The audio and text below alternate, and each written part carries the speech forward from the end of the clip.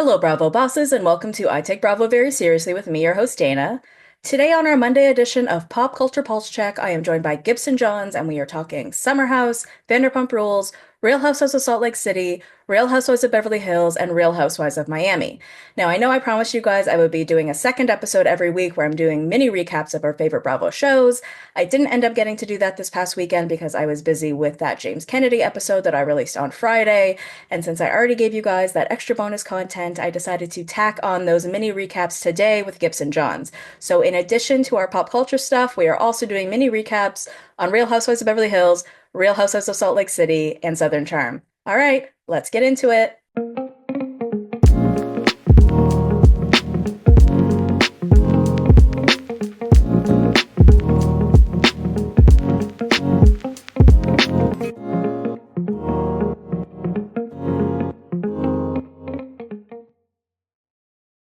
Gibson Johns, welcome to I Take Bravo Very Seriously. How are you? Thanks for having me. I am so excited to have you here. I have been following your podcast for quite a while, as well as your content. You are the man out there. The reason being, you have the best guests, like literally from like Gina Kirschenheiter to Ally Lewber, and then I see you like partying at Lindsay Hubbard's baby shower. So Hmm. why don't you tell us a little bit about Gibson Johns, why you're so famous, and a Oh, little bit please. about Gabbing with Gib, your amazing podcast. Oh, thank you. Yeah, so I kind of fell into this whole thing. I've always loved Bravo, but I worked in like entertainment news for a while, and I started interviewing a lot of people, and Mhm. that's sort of how I got started making relationships with a lot of the Bravo people, is because like Okay. every season, like they would come and they'd be pitched for interviews, and I worked at a bigger media company at the time, and so for like 7 years I was doing that basically. So like Lindsay, for example, I interviewed her, I think every single season of Summer House. And so over time you just sort of start to like create at least like connections, Right. not always friendships or anything, but like, a rapport with people. And I for a while just sort of represented this one thing they do every year, which is do interviews. And yeah, Lindsay's one of the people that I just connected a little bit deeper with, and she Hmm. lives in New York too. So Hmm. like we'd always be at like different events and things together. But yeah, I was at her baby shower, and now I don't work at a big media company, but I do have my own podcast called Gabbing with Gib, and I'll do interviews like you mentioned with some of the Bravo celebrities, but I also obviously do more like discussion Hmm. based episodes about the shows like we're going to do today. So it's a nice balance for me. And obviously it's a hard line to toe sometimes, where it's like I'm talking to the people, then I'm also talking about them the next episode. Right. Um, so it could be a little tough to manage that. But you know what? Like, as I always say, I just think it comes with the territory, like the commentary aspect of being a reality star for them. It's like they know that people are going to talk about the shows. That kind of helps to keep them going, honestly. And so most of them are pretty good sports about it. It's funny that you say that. I almost consider this Bravo experience to be almost like a symbiotic relationship where the Bravo loves exist for Yes. us and us for them. And so it's definitely part of the experience, right? The comments and this and that. And when they talk about the fans, like on the show, when they're saying the fans are saying this and the fans are saying that to the bloggers, they're talking about us, right? So Yeah, we are a exactly. part of the experience in that way. And, my mom had said when Lindsay was pregnant, like, I don't think you should be saying that someone is pregnant because she's going to come after you. And I'm like, I promise you, like, she's aware of what's going on. She's in the PR world. She's a PR girly. Any like little clues that she might be giving us or not giving us, it's all part of the experience. Like, it's all Right, totally. Yeah, and I think Lindsay's one of those people that like she's a total pro at all of this. Like, I mean, even doing the Jimmy John SpawnCon I from the hospital love. bed, it's like you just like to me, like I'm sure some people roll their eyes at that and they're like, oh my God, like anything for a check. And for me, it's like, no, like she's a fucking pro and she knows how to play the game, and Exactly. she's doing it all because she is really good at this. And so Right. I don't know. I don't know why people are like dunking on people for doing things like that, because it's sort of like, wouldn't you? You know? I I think don't know. I think people don't know what they would do in these situations, right? I think people, we as the fans, or maybe you a little bit different because you're a little bit closer to it, but those of us who don't really live in New York or LA and we come from Right. different environments, we maybe come at it from a different perspective and not necessarily in a good way. We definitely don't know what we're talking about. It's definitely like when you're yelling at the screen. I don't know why I'm using this as a reference. I'm not a sports person, but like yelling at the screen, like, hey, Sure. quarterback, you should have whatever. And it's like, do I know any different? Do I know No, how to play the totally. game? Yeah. But I mentioning get it. Summer House, I wasn't going to start with that, but we might as well because I did mention in my last episode because Lindsay had like just given birth, so I did touch on it. Then she did her amazing ad, so good for her. And she's already Uh-huh. like up and about and a bit posting pictures, so that's awesome. But a little bit of other Lindsay Hubbard news. She was on Bravo's Hot Mic podcast last Yeah. week. I Hmm. think she recorded that. Well, not I think. We know she recorded that prior to giving Giving birth. birth. Yeah. And so she didn't do the appearance in person, but I would say like some of the main takeaways were just that she does plan to continue with the show or that she's having ideas about continuing with the show post, having a baby. And I'm curious your thoughts on that because I just had this automatic assumption that this would have been her last season. Yeah, and I think that like it's obviously a crossroads for her and for Summer House in terms of like how does this show manage when somebody either like ages out or goes into another life stage that like doesn't really like make sense with the idea of like a party-based share house in the Hamptons. Right. But I think on that podcast she made some really valid and like good points and like I mean, who's to say that she can't, have somebody watch the baby for a weekend and go out a couple times that summer and like let off some steam as a new mom? Or why can't they film a couple more days with her in the city and like have it? She doesn't need to go out every single weekend, but I think there's definitely a way to incorporate Lindsay, and I actually think that like I think it would be actually a disservice to the viewers if we didn't like get because obviously I think this upcoming season will probably end with some footage of like her giving birth or whatever. Like I'm guessing they'll incorporate that.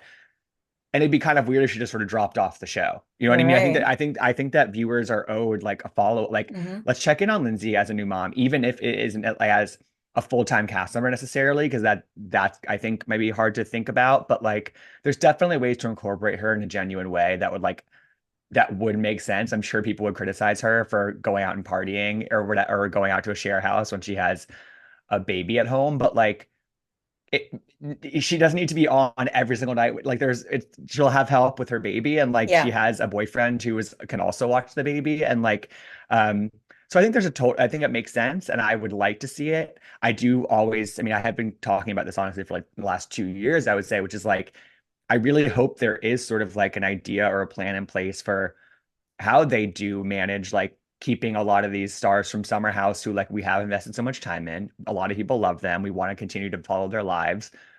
But does it make sense for them to be in a share house when they're 45? Like probably not. But like Right. what is that? What is the value for Summer House? And I think it's pretty obvious. Just like have a show following them in the city or in the suburbs wherever they live.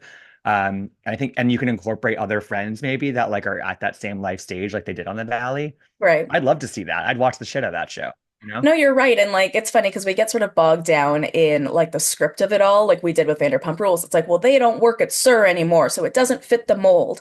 And it's like, okay, but what is this mold? We created the mold, right? So we can break the mold, and there's no reason why we can't go outside of it. And I do think that Summer House has done a good job thus far of being able to integrate new people while rotate Yeah, others me too. out. We've got a lot of new people that we've enjoyed over the years. We have to remember that there's really only three people, I believe, at this point, possibly two, from the very, very beginning. I do include Yeah. Amanda. She may not have been a Yeah. full-time Those cast member, but four. she was there from Yeah. like Carl, Kyle, Amanda, Carl, Lindsay. right. Yeah. Hmm. So, we are seeing new people come in and out, but at the same time, what you're saying is those are our core four, and we don't want to ever see them go, but they are, gonna have babies and life changes are gonna happen. Actually, maybe you can answer this for me as a New York person. Do young families go out to the Hamptons with other young families and do share houses? Or maybe not share I don't houses, know. but I do they don't know go if out to they the Hamptons? yeah, people still go to the Hamptons all the time. Like it doesn't it's the Hamptons, we've seen one version of it via Summer House, which is like Right. very, very party.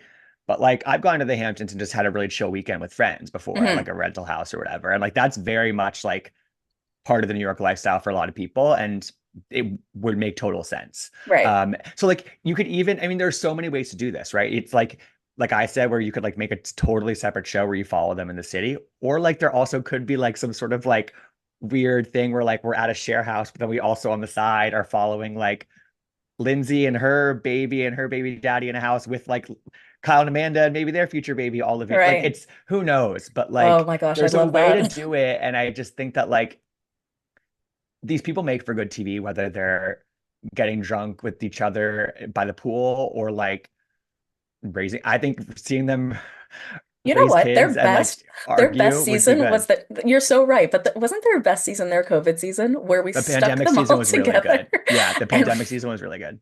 right? So like you said, we can put them anywhere and they can make a good show. We could literally lock them in a room and they will make the Hmm. best TV that's known Yeah, to man, right? yeah, Until yeah, one of them just breaks out of there. So I think your ideas are amazing. To be honest, I hadn't really done a ton of thinking about the future of like Kyle and Amanda because Kyle is already over 40 and we've always just sort of continued to allow it. But even when we're having conversations about Carl and people saying things like, the show is his job. Okay, not forever, right? So I think that's why those conversations were happening that season sure. is because there isn't this plan for the future. And not like you can plan for any of these things to go on forever.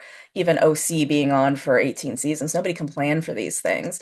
Right. But you're absolutely right. There are so many interesting ways to make this continue or to see these people in other ways because, like you said, it's sort of more about the people the diamonds in the rough that we ended up finding from these shows and Yeah. finding other places to plug them and continue to watch them. Yeah, and I think it's like we've seen over the years that like how hard it is for them to like really establish a new show and have people care about new people. And Summer House is probably it was one of the last examples of like a show that like it was newly introduced and it found its footing. It got some time to figure itself out. Like it wasn't until season three that Summer House really got like pretty good. Hmm. And now it's like this like really big staple of the Bravo universe. And so I think that these people are worth the investment, I think, for Bravo, in my opinion. I like the way you put that. All right, well, let's move on from Summer House. And we definitely had a lot of news in the Vanderpump Rules universe this week, which I just Yes. find sort of interesting, just given the fact that this show is no longer on the air. It's like never a dull moment. It's like they never stop being in the news. But I did a whole episode on Friday explaining the arrest of James Kennedy for domestic violence. So we're not going to go too much into the arrest. And then I did, if anyone wants to go back and listen, I talked about the history of his allegations of abuse over the years, information that I've collected. So we're not going to go into that, but what we are going to go into are just basically all the updates that have happened since then. So he was arrested. It was Tuesday night. It was Kathy Hilton's Christmas party. So we're told that this happened after the fact, and he did end up quote unquote breaking his silence. His lawyer has said, we're in the process of conducting our own investigation into the allegations levied by the Burbank Police Department against James. We understand that there were no injuries, and we are hoping that after careful review, the city's attorneys will decide not to file formal charges, because as of right now, it's just an arrest for domestic violence, but not charges yet. So then an article came out from TMZ saying that, and it was from sources, not from Ally directly, but basically saying that Ally says it's a misunderstanding, and that she's going to be sticking by him. Then Rachel Leviss, there's so many things that happened in the last few days. Rachel Leviss ended up posting a story, which is of the TMZ article, with a caption that says, the amount of time I convinced myself that the abuse I endured by James Kennedy Giorgio was a misunderstanding is sickening. And then she links to her podcast, Chapter 21, where she talks about different forms of abuse, domestic violence, emotional, physical abuse, things like that. I just want to point out, I did find it strange that she used his entire legal name. Um, just Hmm. pointing that out. Then the police report came out from the Burbank Police Department. So this is the daily arrest log. And what it says was that the individual said that her boyfriend picked her up and threw her to the ground. So people were pretty upset to hear that. Then Ally finally came out with a statement over the weekend saying, thank you to everyone who reached out with love and support and for checking in on me. I'm okay and taking the time I need right now. I deeply appreciate all the kindness and respect for my privacy during this time. One last thing that ended up coming up, this is from No Filter with Zach. He posted the police report and someone commented on it saying, and she'll be back living with him in 5432. And Kristen Doty responded, and I bet if she read comments like this, it wouldn't make it easier to leave. Mm. So I think those are all the updates we have now. I guess what are your thoughts on this as somebody who has spoken to her, maybe been around this universe? Yeah. It breaks my heart, honestly. And it's not something that I like really want to like speculate about because I don't think that like I think honestly, as like Kristen's comment indicates, like sometimes like these kind of things there's becomes too much noise and too many cooks in the kitchen and like it just becomes like it just feels a little icky to me. But I will say like the one thing that I you know, there was the whole thing I'm sure you talked about in your past episode of like what Tamara and Teddy talked about when they were in that Yes. car with them Yes. like years ago or whatever. And like they came out and they were like, that was a misunderstanding that she said on Sheena's podcast. And like it make, having two misunderstandings very publicly, it makes you, question like, what's really going on. And I just want the best for Ally. And like I'm sure it's like a really confusing time and week for her. And she's out like doing public events while also dealing with this. And again, dealing with all the speculation and the pressure probably from inside the house and outside. It's just like there's a lot. And Yeah. so she's just such a sweet person. And like she was one of the people who like when they announced that Vanderpump Rules was being recast, I was like, damn, like Ally is one of those people who like everyone really did fall in love with in her 2 seasons on the show. She just joined it at a bad time because like it's sort of I could have imagined more years of her and just really kind of getting to know her even more and maybe her coming into her own a little more. And yeah, I don't know. It's like, hmm, I what do guess you I'll think? say there have been rumors for years, as we Yeah, know, and sort of, to pick up what you're putting down, whether smoke, there's fire. But again, none of us were really there for any of these events. We have just heard things over the years. But personally, I've just found it really upsetting over time that I felt like no one is really talking about this. So, yeah, not information. I guess what sort of ended up happening over this past weekend was we were seeing a lot of creators say, you know what, I don't want to talk about this because I want to keep Allie safe. And on my thought, coming from, so I used to do investigations of sexual abuse complaints, and the biggest piece ended up being for those media releases. So that meant if somebody wanted to make a sexual abuse complaint, but concurrently also wanted to go to the police, have at it. When they would go to the police would do a media release saying, hey, so and so's been arrested. And it was that hmm, piece that ended up getting people to decide to come forward because they yeah, would sit with things for years and say, was that what it was? Maybe it wasn't. Or no one would believe me. But then when they see it out in the news, they say, oh my God, it's happening to others. And oh my God, I have support. So there's a piece of me that thought, okay, I want to keep talking about this now that people are listening. I feel like people are listening now. I feel like it's going to keep her safe because she has so much support around her. But then I was hearing this opposing view of, this type of um, media support or, just having all of these people in the mix that aren't involved could cause harm. And so I'm not really sure what the right way to go yeah, is. I guess all we can say from our perspective as content creators is that we'll continue to report the news right. as it comes out. And no, I'm not, yeah, I don't think any of us are sitting here speculating about what's going on in their home or anything like that. I think we just want the best for Allie at the end of the day. 100%. And I think there's a way to, it's like everything that you mentioned and everything that I think I've mentioned publicly. It's like, it's all about like what his past girlfriends have said publicly and what they've commented. Like, and some of it's very blatant, some of the accusations are very substantial and concrete. And those are out there. And that makes it like, you're allowed to talk about those things because I think that because they want you to. And like you said, that some of that discussion does help, I think. But like, I think what does, I don't know. There's just there's like an element of it that feels like it's unhelpful, probably. But ultimately, it's like I fucking love Allie, and I think just like showing that support publicly, and maybe like it gets to her. She's seeing a lot of it, and that from my seat, that's how I think I'm going to handle it. And I'm sure more is going to come out. Yeah. And I think, like you said, like I think the arrest does feel like a turning point in like how many people are willing to like really address it head on and talk about it. And Timing is also, that's probably a net positive in terms of yeah. like people being able to feel empowered to share any sort of experience they've ever had, Hmm. whether it's like with James or somebody else. And yeah, But like you said, she's already come out to say thank you. I have seen what you yeah, guys have been totally. saying. And so at least she knows there are people there willing to support her. A And thousand percent. from our viewpoints and where we all stand as people who are not part of her life or her relationship in any real way, that's all we can do. I think that's the fairest thing to Hmm. do. Well, in a little bit Totally. of like side Vanderpump news, did you know that Joe was asked to go on the Valley and that she turned it down?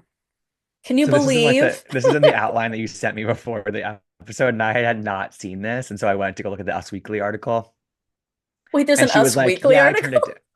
Yeah, there is. It says and the headline, I think it's like Joe claims that she was, and it's like it's so vague. She's like, I was asked to join the Valley, and it's like, well, did As Tom Schwartz what? like invite you? Did Tom Schwartz like invite you to like film at a pool party? You know what I mean? Like, there's no way she was asked to be a cast member of that show. Like, there's literally no way. Um, just So another chronicle in the Joe Chronicles. she does bring a nice comic relief when we need it, almost to the Bravo fandom in a way. Zach Wickham did end up commenting on it online. He said, "Okay, I cannot respond to this with absolutely delusional statement. The Valley doesn't know you exist. You can't say no to something that was never an option for you. The Mhm. misrepresentation that you even had as an option is laughable. But if you would like to prove me wrong, please show the world the email that offered you a spot on our show and you said no. Do that, and I will gladly apologize for doubting this statement." So I love when Yeah. he jumps in with something. No, it's literally giving that like Tom Schwartz was invited to like one of their birthday parties and he was like, "Do you want to come with me?" And she said no. That's what it sounds like to me. When would that even have been? I mean, it's been I mean, I don't know. very I mean, like long since yeah, but they've like, do you know that spoken. Tom and Joe probably honestly do correspond more than you realize, I think, Now? personally. And so who else is inviting her? Who else is inviting her? Tom blocked her a long time ago. I don't think anybody's talking to Joe. I mean, I Joe, wouldn't be surprised. I would not be surprised if Tom Schwartz talks to Joe really? from I mean, Okay. yeah, All right. eons. They're so off and on in terms of how they communicate. In terms of like That's how communicating. I think. All right. Well, He's Lisa not, he doesn't Van really have much of a backbone, so that's what I No, think. definitely not.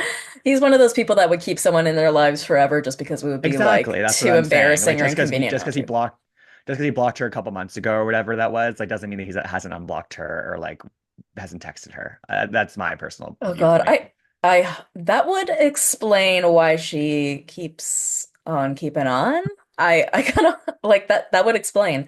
Anyway, I don't know. Lisa Vanderpump did an interview with Bryce Sanders this week, and something that I had actually noticed last week because I was reporting on Ariana and Katie's lawsuit with Chef Penny. And when I was going through that, I had realized I was like, wait a minute, has Lisa been to something about her yet? So it was so funny that Bryce did this interview because he asked her that question. So I'm actually just going to play a clip from that podcast interview. Something about her yet? Because I saw Ariana said the new cast is welcome to film there if they want to. Oh, that might be a good idea. I've literally been out of the country, as you know, Yes. because you have the inside information. But I have driven past and looked through the window, and I have been just before they opened. But yes, I would love to go. I need to go back home really soon. Okay.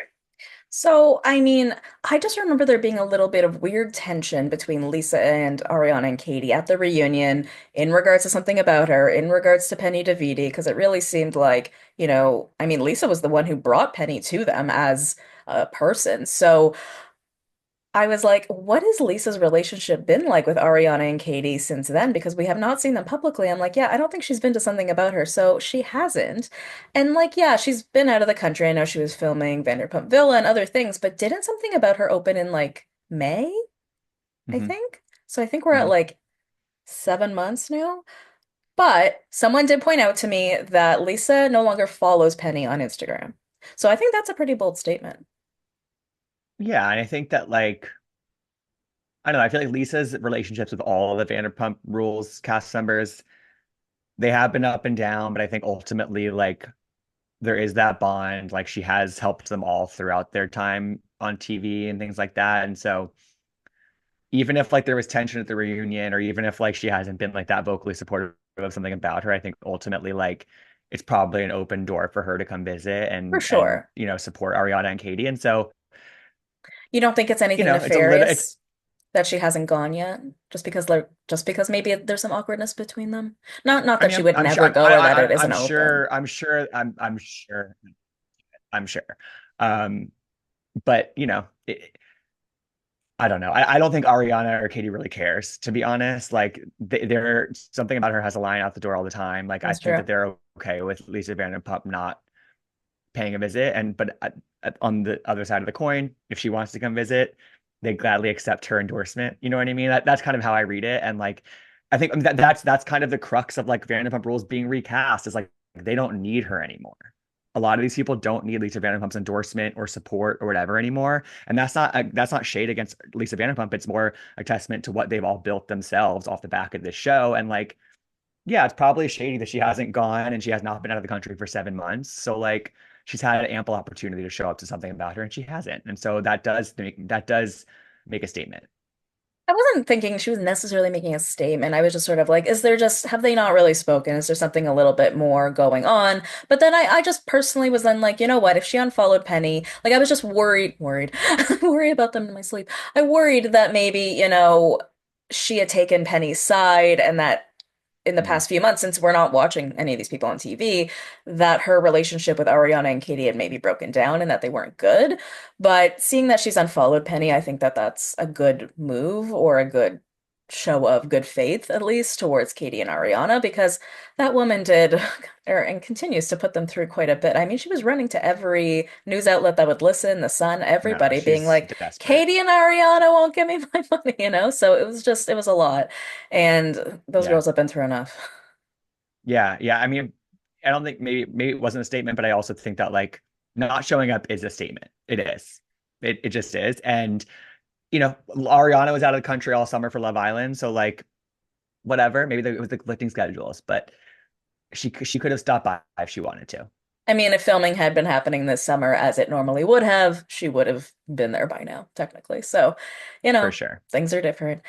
We did also get some news that Tom Sandoval would be representing himself in his lawsuit with Raquel Leviss.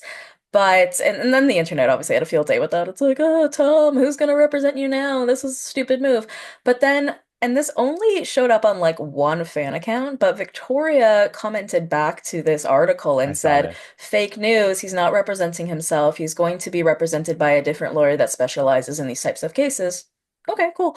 But that didn't really just make mainstream, I feel like. Well, Like, it's I feel because like she people, was, I mean, and I'm not a Sandoval defender, but like it's because people want him to defend himself oh, so that we can continue on with the joke. That's oh, why. okay.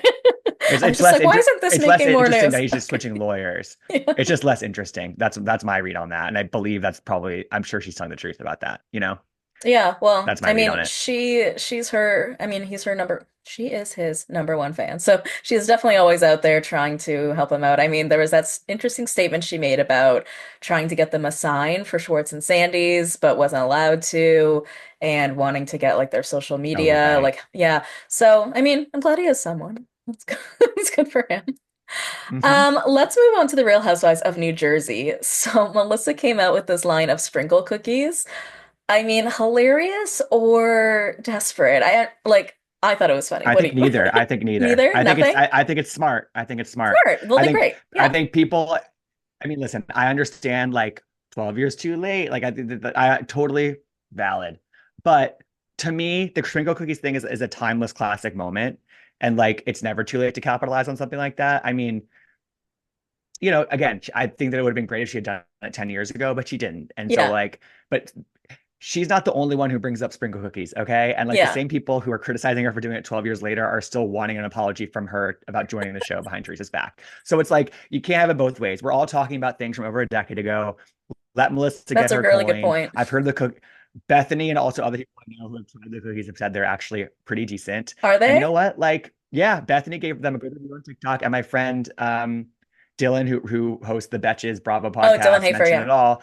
He tried them. It's pretty great. Yeah. So you know what? Like she'll always get the hate and she knows that. And honestly, it probably fueled her business even more. So I'm in support of it. And I think it's actually savvy, even if It it was too late. is. It is heavy. And Yeah. honestly, like I get almost this cringe. First of all, I like sprinkle cookies, but I almost get this cringe every time I eat one because of like this weird memory, right? But Right. like then Teresa obviously responded with "You're welcome." But I almost wonder if it's Which is like kind of iconic too, it's but iconic, but like who, I mean, maybe this is a stupid statement, but like who owns it, right? Because Melissa brought the cookies.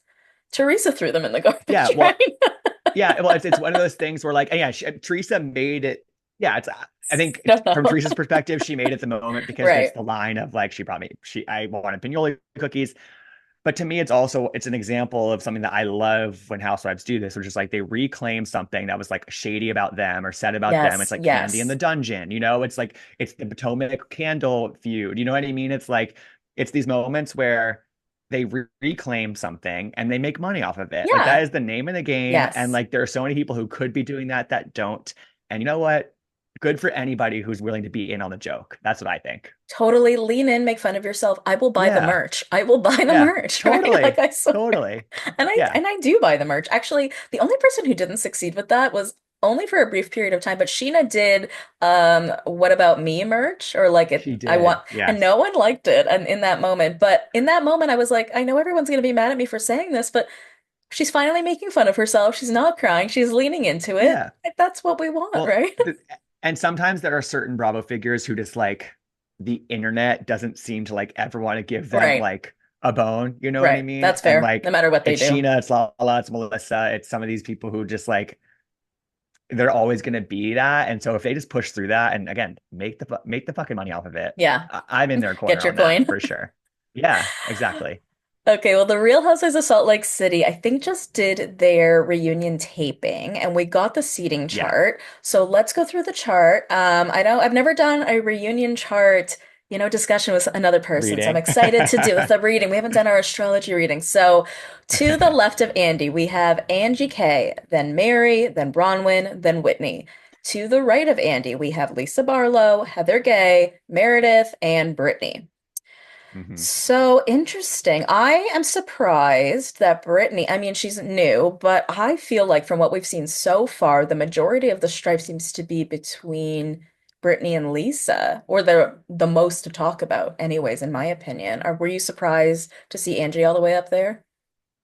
I was not surprised. No, I mean No? Angie sent her snowflake. I know. Angie, and to be honest, like I think they've all had good seasons at various points, but like Yeah. Angie's been one of the most consistent across the board from start to finish on this season. Like she's had drama with a lot of Yeah. people and You're it's right. carried over. Like she started with Meredith and then it's with Lisa and then it's like it's continuing for her. And she's been really kind of apparent, I think, every episode. And if you look at it, it's the same breakdown of the two villas on the trip. It's the same people that are Oh in my Villa One and Villa gosh. Two on either Mm-hmm. side of Andy. And so Mm-hmm. ultimately it does, I think, make sense. Maybe the order can be a little, but like those are the two villas in the PV trip. So Yeah. it's funny how that happened. Yeah. Is there anyone where you were like, this makes no sense to me in No, terms of the honestly, seating? no. No? Yeah, no, I think it's yeah, no, I like it, and I like on franchises when they can change up who has the first seats. To be honest, Hmm. because like I think there are some franchises where the first seat feels like it's sort of preordained. You know what I mean? Right. Like Giselle Bryant will always be first seat on Potomac almost, or maybe she wasn't last season, but like it's one of those. There's some of those people who just sort of like okay, they're always going to be first That seat. seat is for Like Kyle. Right, totally, exactly. exactly. And so to it's just a testament to the strength of this cast and the show that like it could have been like a lot of different people sitting in those first chairs and like it Yeah. switches up every season and I like that about it. I really do. Yeah. And it's not like, I mean, I just feel like so many people had issues this season, so it's not a hard and fast rule that Angie can't get in a fight with Brittany because Brittany's all the way down there on the Right, in the right. seating chart, right? I am Yeah. surprised that Whitney is a little further down, but I guess because I mean she started in so strong at the beginning of the season in terms of drama, She's but faded that a whole little bit thing is though. that's faded, right? Yeah. And from what I Yeah. understand, that not much more is going to come of that, so Yeah. maybe that's Yeah. why. No, and listen, it's one of those things where like she's an OG and she's been around for a while and she's given a lot to the show, but like when you're that far down the line, it's like I think sometimes that can serve as a wake up call, and I'd love to see this cast remain the same, honestly. So like it's about sometimes the reunion is really telling and it sends a sign to the cast members and sometimes a necessary or needed way. Um, so yeah, like I think that it's I like the seating chart. I do. And the last thing I'll say actually is like the Angie and Lisa both being first chair on either side of Andy. I feel like sometimes the two people who are on either side of Andy, it's almost like a signal from production maybe that like let's try to have you guys make up. You know what I mean? Oh, okay. Like it's because Angie and Lisa are longtime friends. I think that Hmm. like honestly to me like I like watching them better as friends. I think that like they genuinely have love for each other. It's not like a strategic friendship in my mind. You know what I Right. mean? And so like sometimes that's like, okay, let's try to make this like the big makeup of the reunion. You know what I mean? It doesn't Yeah. sound like I'm not sure if that happens or not. It's hard to tell. I know Hmm. that Bronwyn and Lisa do not make up, but like Lisa and Angie, I'd love if they had made up at the reunion. I'm not sure if that happens or not, but that's I think sometimes the signal being sent. Yeah, I could see that one happening. Jen Shaw's former assistant Stu, so he was the guy that we saw like beside her pretty much all the time, and to my Mhm. understanding was sort of like front and center in terms of being involved with her crimes. He was just sentenced to 9 months in prison, which is Mhm. really little.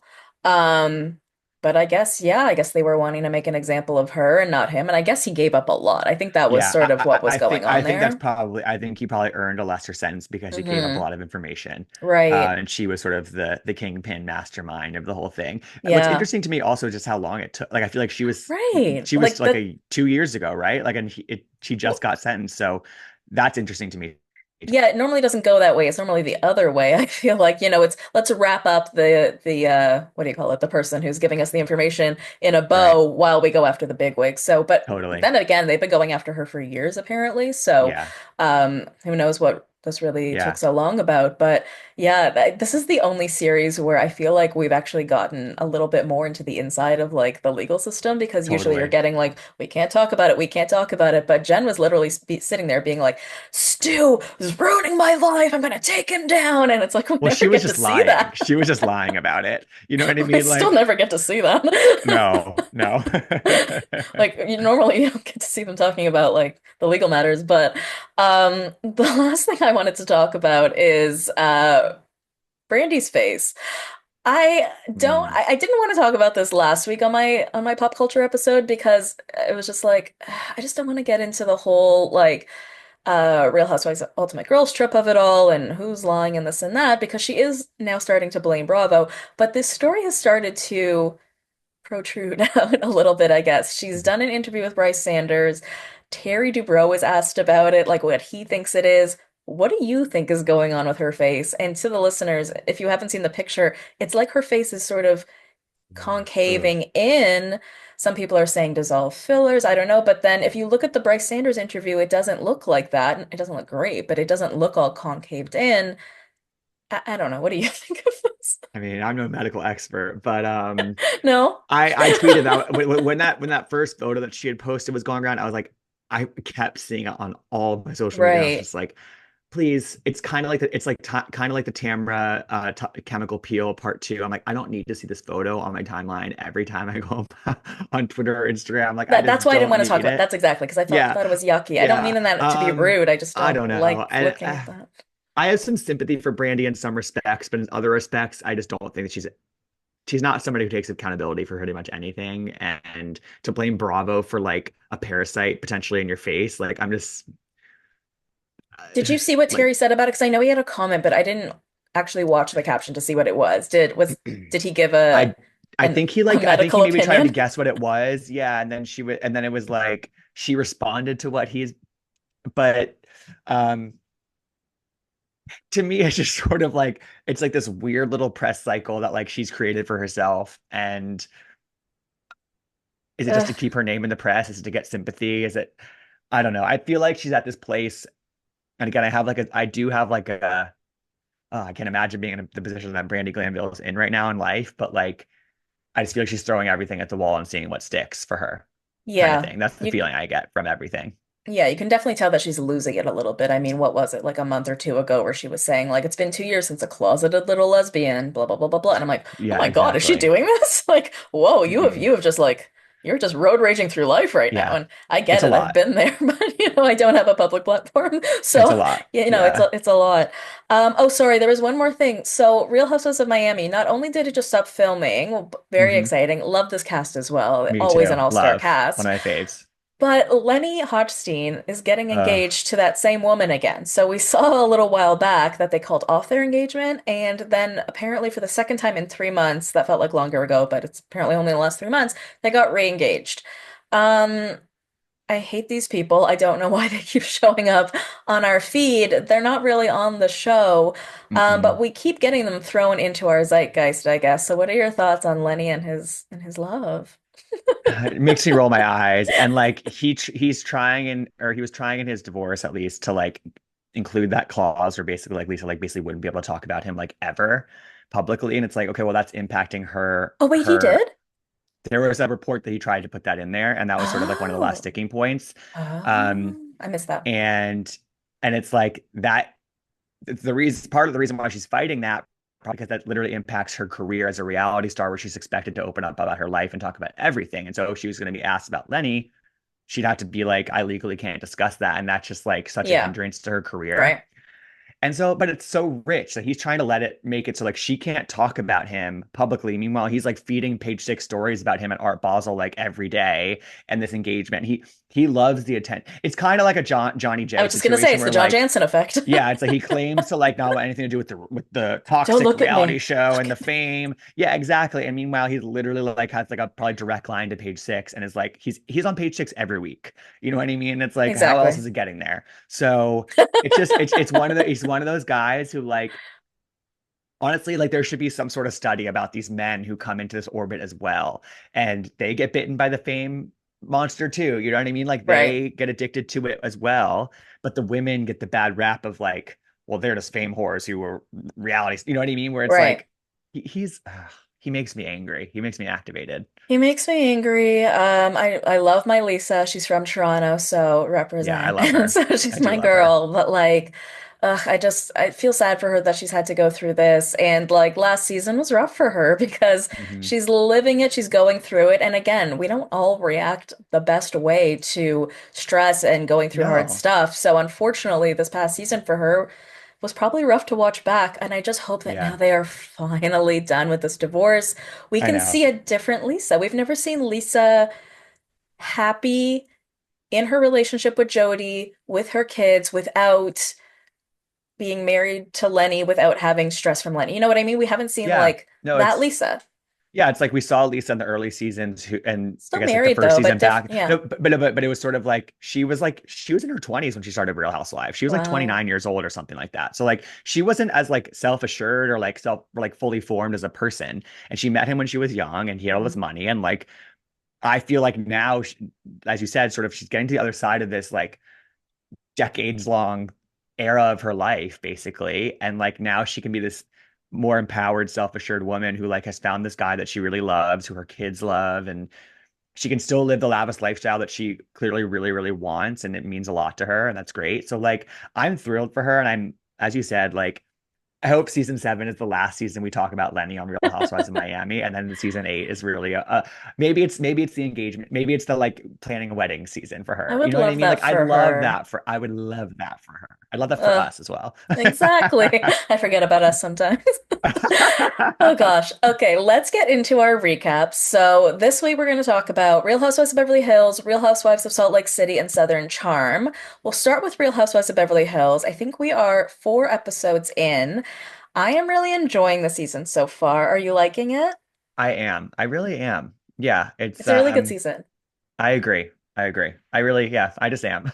What I find odd, though, is how little Teddy is actually physically on this season, because as you know, she's not a cast member yet. She's being brought up constantly. And here we are again with like another episode bringing up Teddy. And so it's this whole thing. I don't know. We're going to talk about like some of our main takeaways. And so one of my main takeaways from Real Housewives of Beverly Hills this week is yeah, like this Teddy effect and how they're bringing up this concept of, well, Dorit, you reposted this thing that of Teddy's dad.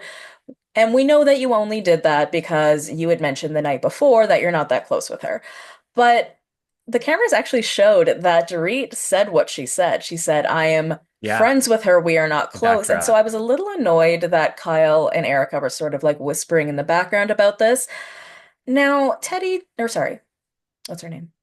Dorit does do things like that, right? She would repost something like that in an effort to look a certain way. But honestly, like if someone tagged me in something that I was in, I would just automatically repost it Exactly. as a courtesy. So do you think it was like quote unquote manipulative and it was Dorit trying to like do something to prove that she's friends with Teddy? Or do you think it was just like a flip of the wrist? Like, I think it was kind of both. yeah, I think it was convenient. I think it was kind of like kismet for her to like get this yeah, tag basically at that time. And like, as you said, I mean, most housewives just like repost. I do the same yeah. thing, just repost what you're tagged in. but it was great timing for her to be able to repost this. You know what I Yeah, mean? no, And it like, was. and the Teddy thing is so interesting. It's like she's such a lightning rod and she's such a divisive figure and in Bravo and has been since she was on the show. Hmm. I think that it speaks to like the genuine closeness of Kyle and maybe Erica to her too. Like it's Hmm. she's still very much like in the orbit. And you know what? Like I'm not a I don't Teddy hate Teddy. defense. I'm not even someone that hates Teddy. I just, Don't I just love don't know her, why but we keep talking about her. I'm not a defender of her. I don't love her, but like it's good for her business. Like she should respond to it on two T's and Garcelle was get all the right. This listens is great in. for Teddy. Totally. And she probably, you know what? Like Teddy right now is in this interesting spot where like she has all this stuff also going obviously on in her personal life. And like Hmm. she's kind of the most interesting she's ever been to a lot of people. Yeah. And you know, if they can't help but bring her up, they hate her that much. Like And if she's that boring. exactly, it's really it should be another thing that should be sort of unpacked and studied is like the Teddy effect. It really should. It really would. Did you know that she grew up next to Shep Rose? Like, there is a lot more to Teddy Mellencamp than meets the eye, you There know? really is. There really Anyways, is. we'll talk about that offline. But another thing that I thought was sort of interesting this season and definitely in this episode is seeing women in a different stage of life and sort of Yeah. trying to navigate that. And we have never, ever, I don't think, seen Kyle and Garcelle ever be close. I don't know what my Zoom is doing, like a thumbs up. Because I think this is actually like a work platform and that's why it's Right. doing that. Yeah, exactly. So for those on YouTube, the screen just gave me a thumbs up. But Garcelle and Kyle having that conversation about like, the kids are leaving the house and I'm not with someone and who am I as a woman? And watching them get to bond over that shared experience, as well as, even though it was short-lived, Sutton and Dorit talking about their shared divorce and I will be in that room with you and I will stand there with you. There is nothing that brings people closer together than one, their shared hatred of someone, and two, like a shared experience. And so it's interesting this many seasons in, after these women have known each other this long, that now they're finding their footing with each other. I just think it's I really know. cool. I know. And I think that like Kyle and Garcelle's relationship in particular is like it's always been pretty interesting to me because Hmm. like they do butt heads and they do kind of bristle against each other a good amount. But I also think that like we've seen moments where like they really do get along and they've Hmm. had like and it also feels real and genuine that like they do have things they really do connect over and they do I think they ultimately do like each other, unlike Dorit and Garcelle who just like Right. do not like each other. Yeah. But yeah, I like seeing that. And I think that like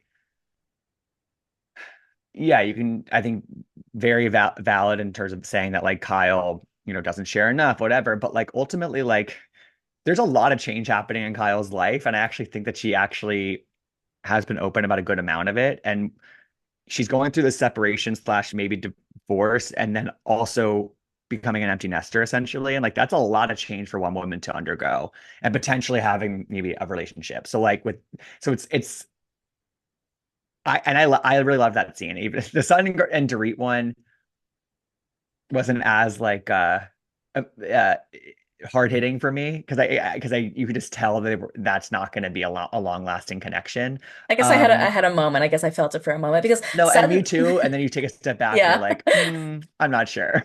Yeah, but I am just very interested in Dorit this season. It's just weird how last year we were like, this is her last season, and now we're just like living for Dorit. hmm And I do love how much she's putting out there. I'm a Kyle apologist, but I am having trouble this Me too. season because I do see what you're saying. Like she is going through so much, and again, we are not in her life. We do not know how. We don't even know how we would navigate a situation like Yeah. that. The Dorit stuff, though, I am having a little Yeah, trouble me too. with her on because this is so trivial. Like, who's the most popular Richard sister? Who's your favorite Richard sister? Like, Kyle. Well, I don't Kyle. well You've had well deaths in your family. You've had real shit happen. That is well not that's important. not the real issue. That's the whole thing. Is that like I think Dorit has this claim. I forget if it's on the after show or on the actual show or whatever, but like she thinks the crux of the issue is actually when she was on What Happens Live and she had that answer where she was like, yes, my friendship is not as strong because of Kyle's relationship with Morgan. And as we've seen, Kyle does not want Morgan to be brought up by name at all this season. Doesn't want to like Mhm. allude to her. It's thou who shall not be named. And so if she admits the real reason why she's an issue with Dorit, then Morgan becomes center stage again. And so then she's making up all these different issues, not making them up, but like using those as the. So I don't think that the thing on Watch What Happens Live is even like an issue. I really don't. Like I think that it's masking the real issue. What I think the real issue is from 2 seasons ago in that reunion where Kathy and Kyle aren't Yeah, good and Dorit that's part of it interrupts. too. And I don't think it's the interrupting. I think it was that little bit where Dorit was like, she wants you to take a little bit of responsibility. Yeah, And in for that sure. situation, and I agree with Kyle on this, she shouldn't have to take any responsibility. She didn't do anything wrong. So I feel like that was like a little jab to Kyle, like, Yeah, it opened it oof, up. like, what do you mean I would have to take some responsibility? You should be on my side 100%. But she's never actually said those words, I don't think. Like she Hmm. said, I don't want you to get involved, and Dorit said, no problem. But I don't think she ever addressed that piece with her about like you saying or Dorit saying, um, I I think you should take a little responsibility. So I think that's what this is all about. And she's just carrying this anger for her and bringing it up in all these other ways. Like, Hmm. Dorit, I'm mad at you because you breathed wrong. Dorit, I'm mad at you because you don't like Teddy enough. That's what I think. But, you Yeah, know more of the lore and history than I do. I think that's definitely part of it too. I do. All right, let's move on to Real Housewives of Salt Lake City. We have the ladies going on Lisa's trip. I didn't know she was so organized with trips. Like when she was talking PowerPoint, I'm obviously thinking back to Steven from Summer House, and you got to make your PowerPoint to make it all super clear. I thought the beginning scene with Mary and Angie was really Hmm. sweet. Really nice. It was a really beautiful scene. In the past couple of episodes, I was like, I really hope Mary feels that she can open up to some of the women. So I'm glad that she found someone that she could. It's just wild to me how her brain, I mean, I'm not a mother, but how her brain is going towards what did I do wrong? How did I do something wrong that Yeah. my son got here? And, she's saying how she's wanted him for 4 years and how he said he was a stain. I mean, that scene for me, I felt like it was so powerful, so important, to those people who didn't watch it, which I completely understand, trigger warning if that sort of thing is very upsetting to you. But I was just so impressed with how Mary handled Robert Jr. and how she's even explaining it to Angie now, but and even when she goes on and on about how she doesn't have anyone, she doesn't have a mother, she doesn't have someone to talk to about this, I hope that she, at least with Angie or with someone, has someone to talk to about the fact that this is not her fault. I would hate for her to carry for the rest of her life to believe that what has happened with Robert Jr. is in any way her fault, as a mom. Yeah, well, I think that's what Angie told her. Yeah. Angie, like, the way that she responded to Mary was really great because one of her immediate reactions was to try to absolve Mary of some of that guilt. And she was like, no, like this could have happened to me. This could have happened to anybody's kid. Doesn't matter how present or unpresent you are as a mother. And obviously taking on the guilt is a very natural thing too, I think, for mothers. Like that's however big or small the issue is, like you and however old or young your child is too, you're always gonna, I think, feel that. But that's what Angie's response was. She's like, I hope like this is not your fault. This is not because of how you were. And yeah, and there's a preview clip for this upcoming episode where like Mary shows up to the trip and they're just like so relieved to see each other and they share this like pretty long hug and Angie and Mary's just like, we know why this hug is happening. Like we know why we're so happy to see each other, but we don't have to say it.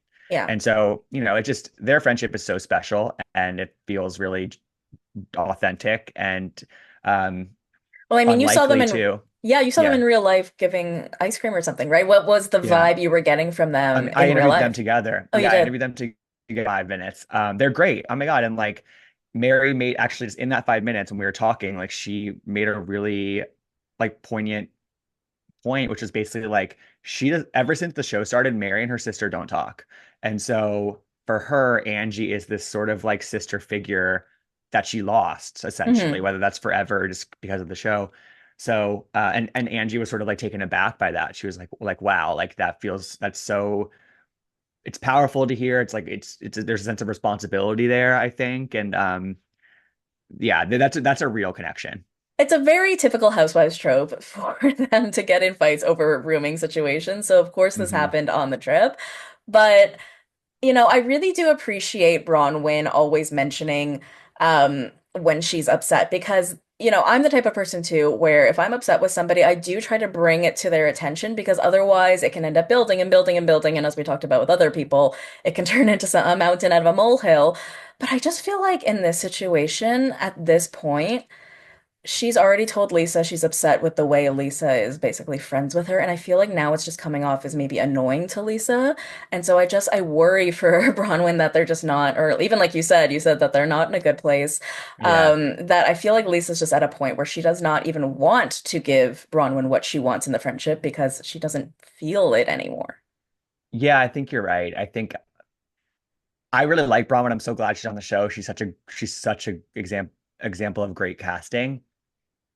But I think I would also get slightly frustrated with like sometimes the tone she takes in dealing with some of these issues and tackling some of them is like a little bit like Mm, condescending kindergarten teacher-y, you know what I mean? And like yeah. some people are just like that, but like the way that she addresses the issues with Lisa sometimes feels that way. It's like she like presents, she's just like, well, she almost like expects, she almost comes into it wanting Lisa to say the exact thing that she wants her to say. And if she doesn't say Yeah. that, then like, you know, and if I get it from Lisa's perspective, I get it from Bronwyn's perspective as well. But yeah, I think you're right in that. I think Lisa's sort of like over it. Like stop, like, oh, you know what I mean? Like, But there is a so divide in their friendship, right? And that's for what Lisa sure. hasn't. Like, I mean, Lisa did say a few episodes ago when they were in Palm Springs, she's like, I do think she's two-faced. And that's the thing, right? That's why she can't say the thing that Bronwyn wants her Right. to say. And I do understand from Bronwyn's perspective, because we have seen this happen in other Housewives shows, when you bring on a friend of yours that's a friend of yours in real life, your relationship can change. That's happened so many times Hmm. with people like I think Lisa Vanderpump Classic. has brought on. Yeah, it's classic. And she's communicating it in a way I've never heard anyone sort of say. Like we were friends from before this, and now I feel like since you've brought me into this group, that's changed. And maybe it has, but you're the continuous continuing to say that isn't going to change it, I feel like. You Yeah. know? And it's this interesting thing where like Bronwyn's like really intense desire to like remain friends with Lisa is really interesting to me. And like I think part of it's like just because they go way back and they have always kind of historically had this good connection, I guess. But Hmm. also part of it feels like show based and sort of like the power structure within the cast, you know what I mean? And she wants to Yeah. be on that side of it, it seems Yeah. to me. Hmm. Which like is understandable, but it sometimes that feels like really apparent in their And back and there. forths. You know what I Yes, mean? exactly. Um, they do make for like pretty good adversaries, but yeah, it's I I I think the room assignments did send a signal for sure. But then I also think sometimes Bronwyn does read almost too much into things too. It's like she's like, okay, I'm putting this other villa, which means that Lisa's testing me, which means that she doesn't value our friendship with me, which means that but and then she goes down the line of these things, and I'm like, well, maybe, yeah, maybe it was a signal, but maybe it's also not that deep. You know, right. it's like both things can be true, I think. No, I that's don't totally know. true. And like I love Brittany's energy this season because It's she's so hilarious. funny. She's almost also in a Joe way this element of comic Unintentional. relief. But like when she gave us her big news, which is great that her daughter Olivia spent the night, which is great in big news, it's so obvious what's happening here that we just didn't get enough of her this season or in the way that we would need to care because she's a friend of, and I, as much as she loves to say, what about me? You know, we don't know about your daughters. We still don't know why they're not speaking to you. We know it has something to do with a relationship that you had, but we don't know even the nitty-gritty details. So for you to say, I don't know, 3 months ago that your daughters aren't talking to you and now saying one of them did, yay. Like it just wasn't, and I would like to know more about it, and I hope they can actually give her maybe a bigger role next season because she's so kooky. I want to know more about her. Yeah, I'm good with her staying a friend. I think it's a Oh, you perfect are? role for her. I Well, think it's you're a right, perfect you're role right. It for her. wouldn't be, yeah. But she filmed the season apparently as a full time. So Oh. Oh, I yeah, didn't know that. Mary was supposed to be a friend, and Mary took her show Okay. break. Basically, Interesting. that's Okay. that's what I have heard. And so my her delivery of her announcements and all this stuff in the group settings is always like very off and like assuming it's very presumptuous that like people like you know care as much as she thinks they care. It's obviously a huge deal, like you said, but my I kind of feel like she did film a lot of scenes explaining the situation more. But the way that we've seen it as an audience, as a viewership, is we saw the initial reveal to Heather about the situation with the kids. 10 episodes later, basically, it's we're on good terms. And so I think that I'm almost positive she filmed scenes where she talked about the evolution of that in between. We just didn't get to see it. That's my read on it. Well, then that is really sad that the women reacted that way if they do know more about it. Well, maybe she Oh. didn't do it in a group setting. Maybe Oh, she did in okay. small. Yeah, I'm sure she did in smaller group settings, but there's no way she didn't film more about talking Yeah. about it. Yeah, But this season has just been like such a delight in like the it's been funniest way. amazing. I mean, as someone who had a bat mitzvah, I tell you, it went nothing like that. And just You didn't call security on somebody? I don't think we had security. I definitely walked in from the bathroom and walked like down Okay. the aisle and didn't get Love. to walk in from like a horse-drawn carriage. It definitely was Sure. Still different. made an entrance. Still made an entrance, but and I just love how these women are not intending to be so hilarious, but they just give us this, what is the thing that people always say about this show where it's almost like the doppelganger version of the Real Housewives or like the Oh silly yeah, version yeah. of It's it. I call it like kind of postmodern, like campy Real Housewives. It's It's just made for I fun. don't know. Yeah, it's just and a lot of people actually recently have been really comparing it to the like this run has been sort of comparable to the run of Roni, where when in that couple of season arc where when Bethany was back and it was just like they were on a roll. It Yeah. feels like that. It's Yeah, the absurdist. It's silliness. Yeah. campy. The dynamics change every single episode. It's they're all locked in and they should feel really good about how the season has played out. I absolutely agree. Southern Charm is back with us, and we've had two episodes. I think very Mhm. good so far. I didn't get a chance to listen to your episode that you did on the first episode of this season, so forgive me. But this season we are getting a lot of JT, and I think I'm going to say something unpopular. First, I want to say I don't like him. I want to make that very clear. But I do want to say something a little unpopular. Okay, so please forgive me, guys. In Do this it. episode, we see JT approaching Shep and Craig while they're playing golf and saying, "Hey, Leva said this thing about Austin where that he's dating a bunch of girls while he was dating Audrey." And they like shut this down. And technically speaking, wasn't JT just doing his job? Because if Leva had brought this up the week before in the bus, is this not what you're supposed to do on reality TV? Somebody says something and then you bring it up to the rest of the group and then it goes around. So as annoying as JT is, and we wish it hadn't come from him, technically didn't he just do what his job was?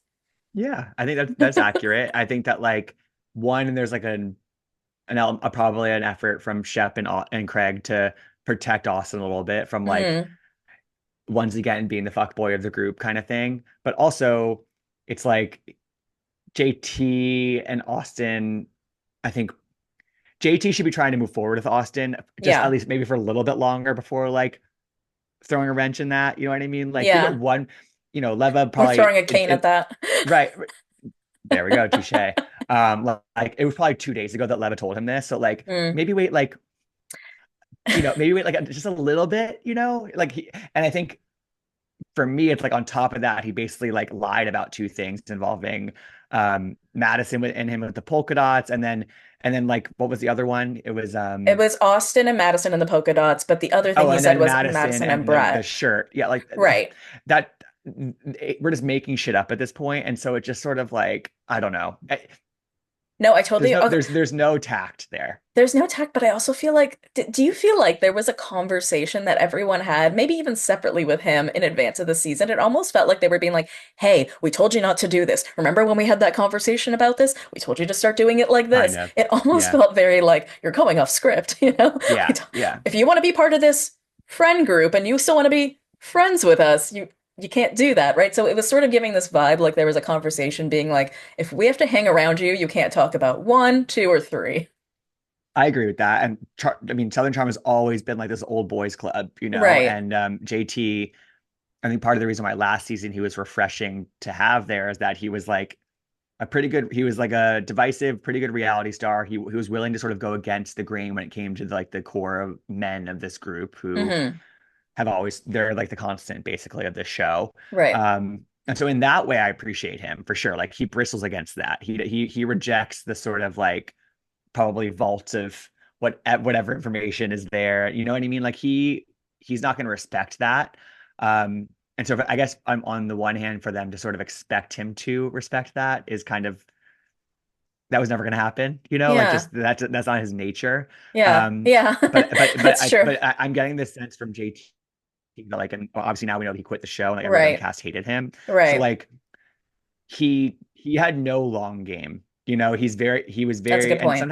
sometimes that makes for great reality TV. It's like Monica Garcia of it all. It's like Right. somebody who like shoots from the hip, doesn't think twice about repeating things and like stirring the pot and going against the grain. But like he was doing himself no favors in terms of having longevity on Southern Charm. Right. Do Yeah. you think that that's what's going on between him and Vanita? Like, I just find that friendship sort of odd. They seem to be such an odd pairing. I really like Vanita. She is someone who I believe you've interviewed before. Am I Yeah, correct? I interviewed her for the Yeah. premiere. Yeah. So what's the vibe that you get from her in terms of her friendship with JT? Do you think it's a genuine friendship? I think their friendship is genuine because Oh, okay. she heard from people last season because there was like they were picking up on like a good dynamic between them and that try out dating basically. And so I think Oh, that there was like okay. I think there was sort of like a kernel of something there, and I think that the genuine friendship connection I think is real. I think taking it to the next Okay. level, who knows if that was like for show purposes or not, but like they genuinely hung out and talked a lot. Um and the show probably brought them together in that way. They have that shared experience. No, it just So seemed like an odd pairing, but it's good to know that it's genuine yeah, I because I mean, think people are just sometimes making some the assumption that they weren't, but you know that they are. no, I mean, again, like I think there could be both things true, and also like for a lot of these connections on all these shows, like the show is inextricable from the relationship always. The show is like, we see it all the time. People are really close on the show together, and when one of them leaves, the friendship disappears. Like, Yeah, so that's not that's every friendship. That's a lot of right. the friendships on a lot of these Right, shows. And for so sure. um who knows? But Yeah. when I interviewed her, she was like, no, we talked every day. We texted all the time and we hung out a lot. So I don't think So, that's not like a bold-faced lie. So yeah, no, for sure. I am actually really in love with how much Madison we're getting this season because if you think about how she entered on this show, like so many before, it doesn't always translate to longevity when you come in as a girlfriend. And we also haven't really gotten to know her as an individual that much, her family and that, and until like I guess last season. So she is just giving this main character energy. We also get to have a friend of hers, which we've never had before, seeing her with Brett, seeing her with her son, going through this cancer battle with him. I am just loving having her more front and center on Southern Charm. me too. And she's the narrator. Yes. I actually listened to a really good podcast interview with her. It was on The Skinny Confidential. And it Oh was yeah. basically just like, she was talking about she came in literally as like the help. Like she was doing their hair. You know what I mean? Like that is like how she entered this Is that scene. how she Like, entered? I didn't know yeah, that. remember? Okay. Yeah, she would do Chelsea's hair or something like Yeah. that. Okay. And like yeah, she was a hairdresser, I think. And so she felt like she was just sort of the help who like would film a lot, and she didn't realize she was like becoming like the center of the show in a lot of Hmm. ways because of her and Austin's stuff. And so she Right. was like, just her ascension has been so great. And I've always said about Madison in the past couple of years is like she feels like a big fish in a small pond. Like she is an Yeah. amazing reality star. She has such a huge personality.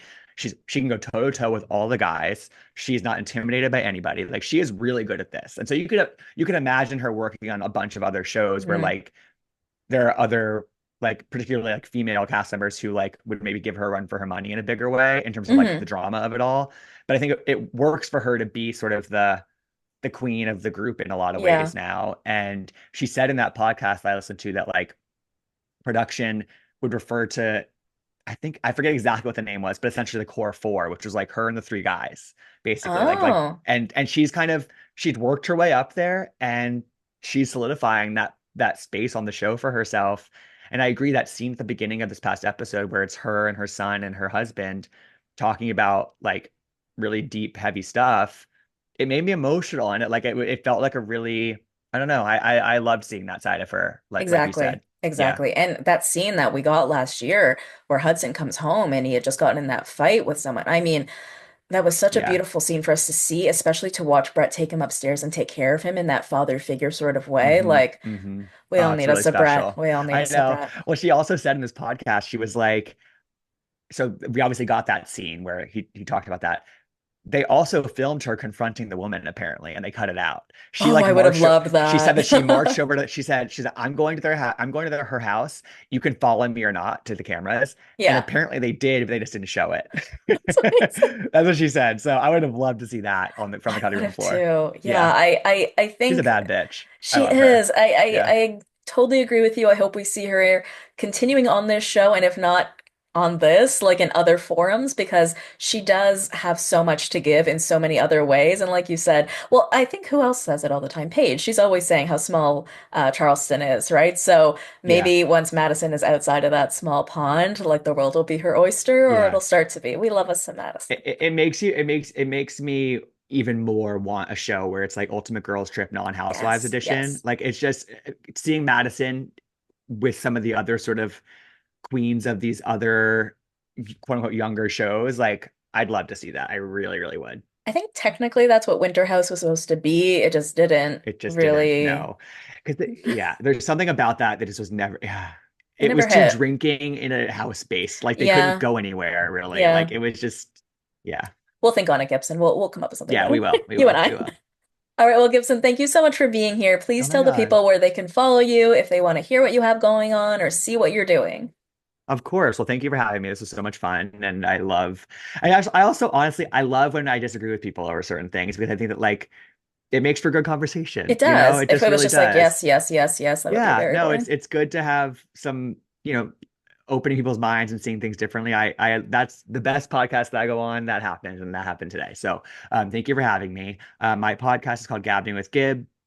It's out at least twice a week, at least Tuesdays and Fridays. A mix of interviews with Bravo celebrities and discussions and just, same as today, basically just talking about all the shows. So if you want another Bravo podcast in your rotation, go find me wherever you listen to this great show. All right, PPs, love you. See you next time. Thank you for listening to I Take Bravo Very Seriously in partnership with Hurrdat Media. You can listen to this show and any other episode on Apple, Spotify, or wherever you get your podcasts. You can also watch full-length video episodes on Hurrdat Entertainment's YouTube channel. You can follow me on Instagram at I Take Bravo Very Seriously and at The Bravo Investigator. You can follow me on TikTok at The Bravo Investigator. If you enjoy the show, please leave a 5-star review. Love you, BBs. See you next time. A Hurrdat Media Production.